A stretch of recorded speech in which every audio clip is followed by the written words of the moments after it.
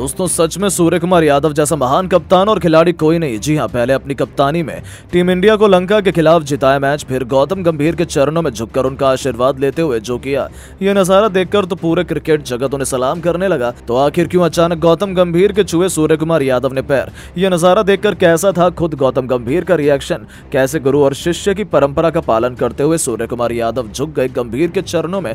इन दोनों के बीच हुए उस खूबसूरत लम्हे की पूरा वीडियो हम आपको जरूर दिखाएंगे, लेकिन उससे पहले आपको क्या लगता है गौतम गंभीर और सूर्य कुमार यादव में कौन है सबसे महान खिलाड़ी? नीचे कमेंट करके जरूर बताइएगा।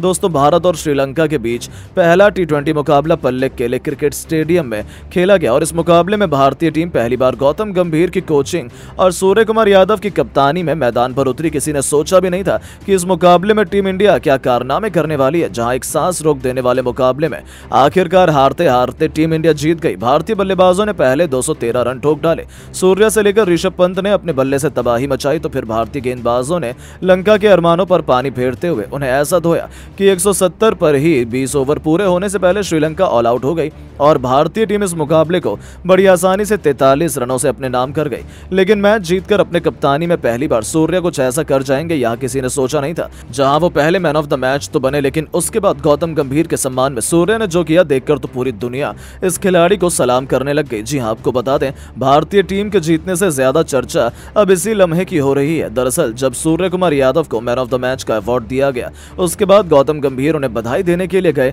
उस दरमियान सूर्य कुमार यादव उन्हें देखकर बेहद खुश हो जाते हैं और अचानक से सूर्य गंभीर के हाथ मिलाने की जगह बिना कुछ सोचे समझे गंभीर के पैर छूकर उनका आशीर्वाद देने लगते हैं।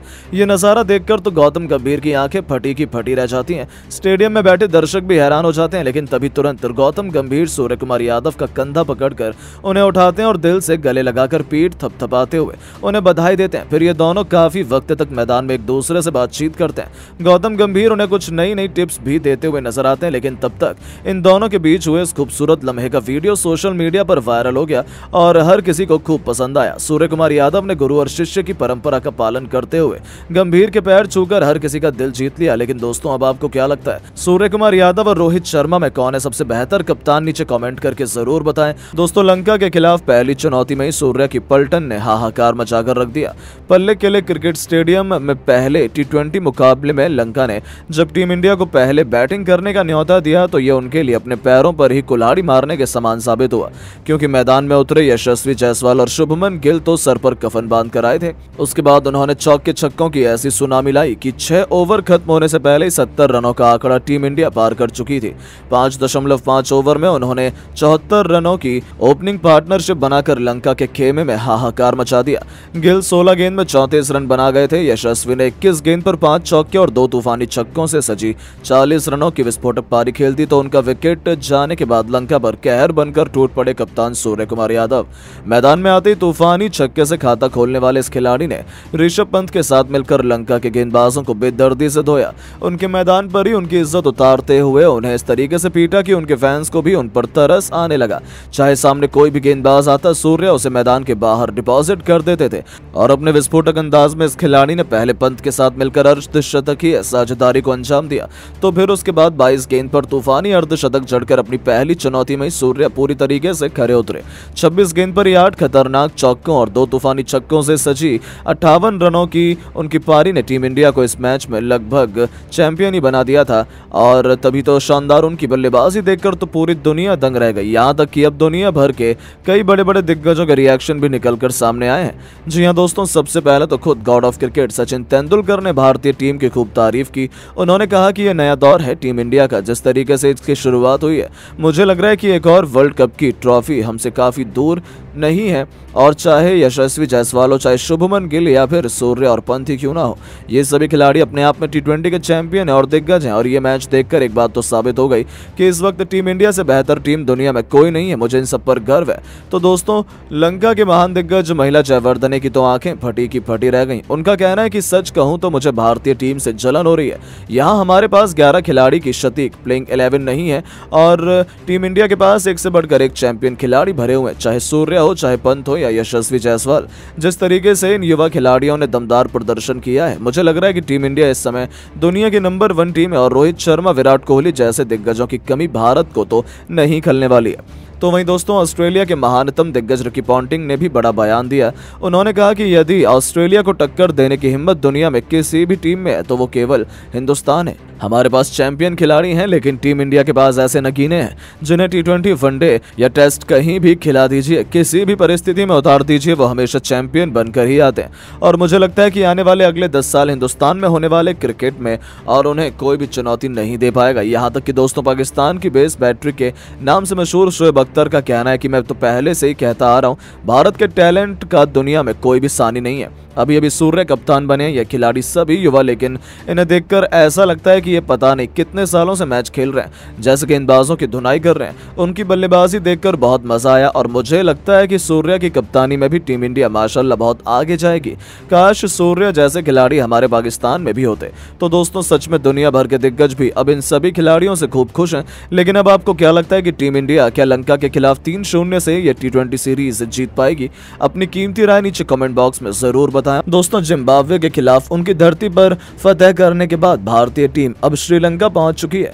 यहां दोनों टीमों के बीच 3 टी20 मैचों की सीरीज खेलनी है। दोनों टीमों के बीच पहला मुकाबला पल्लेकेले क्रिकेट स्टेडियम में खेला गया। इस मुकाबले में जब सिक्का उछाला गया तो श्रीलंका के कप्तान चरित असलंका के पक्ष में गिरा और उन्होंने पहले गेंदबाजी करने का फैसला किया और भारतीय टीम को बल्लेबाजी करने के लिए आमंत्रित किया। भारत की तरफ से ओपनिंग की शुरुआत करने मैदान पर यशस्वी जायसवाल और शुभमन गिल आए। वहीं श्रीलंका की तरफ से पहले ओवर लेकर आए दिलशान मधुशंका। इनका स्वागत यशस्वी जायसवाल ने अपने अंदाज में पहले गेंद पर शानदार चौका लगाकर किया। जायसवाल के बाद शुभमन गिल ने भी अपने बल्ले का मुंह खोला और लगातार 2 गेंद पर 2 चौके जड़कर पहले ही ओवर में इन दोनों बल्लेबाजों ने 13 रन बटोर लिए और टीम इंडिया को बेहतरीन शुरुआत दिला दी। श्रीलंका की तरफ से दूसरा ओवर लेकर आए टीम के बेहतरीन गेंदबाज आशिता फर्नांडे, लेकिन इनका भी स्वागत जायसवाल ने पहले गेंद पर शानदार चौका लगाकर किया और टीम इंडिया के स्कोर को रॉकेट की रफ्तार की तरह आगे बढ़ाया। भारत के दोनों ओपनर बल्लेबाज आक्रामक अंदाज में नजर आ रहे थे, श्रीलंका के गेंदबाजों की बेरहमी से कुटाई कर रहे थे। वहीं फर्नांडो के ओवर की 5वीं गेंद भी जायसवाल ने अपना प्रचंड रूप दिखाया और शानदार चौका जड़ दिया और भारतीय टीम का स्कोर 2 ओवर में 22 रनों तक पहुंच गया। टीम इंडिया को बेहतरीन शुरुआत मिल चुकी थी। दोनों बल्लेबाज मैदान पर पूरी तरह से सेट हो चुके थे। श्रीलंका की तरफ से तीसरे ओवर में बॉलिंग स्पेल में बदलाव देखने को मिल रहा था। कप्तान असलंका ने गेंद महेश तीक्ष्णा को थमाई, लेकिन सेट बल्लेबाज यशस्वी जायसवाल इनका स्वागत पहले गेंद पर शानदार छक्का लगाकर किया और फिर अगली गेंद को चौके में भी तब्दील कर गेंदबाज पर पूरा दबाव बना दिया।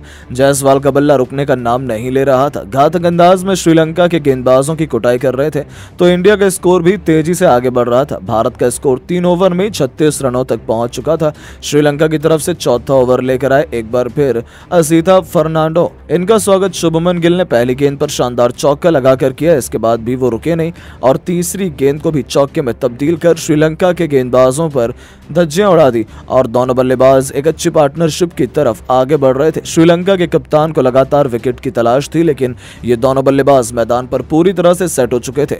फर्नांडो के ओवर की अंतिम गेंद पर जायसवाल ने प्रचंड रूप दिखाते हुए शानदार छक्का जड़कर टीम इंडिया के स्कोर को 50 रनों के पार पहुंचा दिया। बल्कि दोनों खिलाड़ियों के बीच अर्धशतकीय साझेदारी पूरी हो गई। साथ ही साथ जायसवाल भी अपने अर्धशतक की तरफ बढ़ रहे थे। 5वां ओवर श्रीलंका की तरफ से लेकर आए एक बार फिर महेश तीक्ष्णा। भारतीय टीम के दोनों बल्लेबाज बेहद ही आक्रामक अंदाज में नजर आ रहे थे। जायसवाल का साथ शुभमन गिल भी भरपूर निभा रहे थे। तीक्ष्णा के ओवर की 5वीं गेंद पर भी जायसवाल ने शानदार चौका जड़कर अपने अर्धशतक के करीब पहुंच गए। भारतीय टीम का स्कोर 5 ओवर में 59 रनों तक पहुंच चुका था। पावर प्ले का अंतिम ओवर श्रीलंका की तरफ से लेकर आए मधुशंका। इनका स्वागत गिल ने शानदार चौका लगाकर किया और टीम इंडिया के स्कोर को रॉकेट की रफ्तार की तरह आगे बढ़ाया। वहीं ओवर की तीसरी गेंद पर गिल ने अपना प्रचंड रूप दिखाते हुए एक और चौका जड़ दिया। दोनों बल्लेबाज श्रीलंका के गेंदबाजों की खूब कुटाई कर रहे थे। दोनों खिलाड़ियों का बल्ला रुकने का बिल्कुल भी नाम नहीं ले रहे थे। ओवर की 5वीं गेंद पर गिल ने अपना प्रचंड रूप दिखाते हुए शानदार छक्का जड़ दिया और भारत के स्कोर को रॉकेट की रफ्तार की तरह आगे बढ़ाया। लेकिन मधुशंका ने अपने ओवर की अंतिम गेंद पर इस छक्के का बदला लेते हुए शुभमन गिल को पवेलियन का रास्ता दिखा दिया और भारतीय टीम को 74 रनों के स्कोर पर पहला झटका लग गया। टीम इंडिया ने पावर प्ले के 6 ओवर में 74 रन बना लिए थे, लेकिन वहीं शुभमन गिल 16 गेंद में 34 रनों का योगदान देकर पवेलियन की शोभा बढ़ाने चले गए। लेकिन एक तरफ से यशस्वी जायसवाल अभी भी मैदान पर टिके हुए थे। इनका साथ देने के लिए नए बल्लेबाज कप्तान सूर्य कुमार यादव आ चुके थे। इन दोनों बल्लेबाजों के कंधों पर पूरी की पूरी जिम्मेदारी आ चुकी थी।